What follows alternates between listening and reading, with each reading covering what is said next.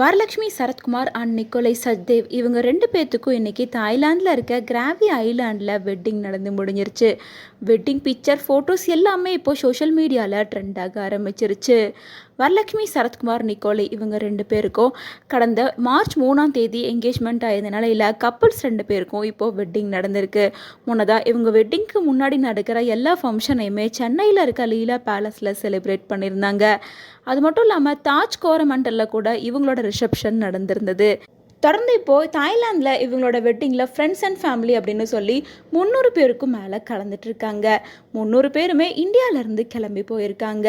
இந்தியாவில் 2 ஃப்ளைட்டில் friends and ஃபேமிலிக்கு தனியாக ஒரு ஃப்ளைட் அப்படின்னும் பிரைட் கூட இருக்க டீமுக்கு தனியாக ஒரு ஃப்ளைட் அப்படின்னு 2 ஃப்ளைட்டில் லேண்ட் ஆகியிருக்காங்க. அது மட்டும் இல்லாமல் நிக்கோலை சச்தேவுக்கு ரொம்ப வேண்டப்பட்டவங்க பல பேர் தாய்லாந்தில் தான் இருக்காங்க. அப்படிங்கிறனால இவங்களோட வெட்டிங்கை தாய்லாந்தில் பிளான் பண்ணியிருக்காங்க.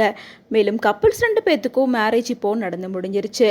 மேரேஜ் அப்போ எடுக்கப்பட்ட ஃபோட்டோஸ் வீடியோஸ் அப்படின்னு சொல்லி அது எல்லாமே இப்போது ட்ரெண்டாக ஆரம்பிச்சிருக்கு. மேரேஜுக்கு ஒரு நாள் முன்னாடியே எல்லாரும் தாய்லாந்துக்கு ரீச் ஆகிட்டாங்க.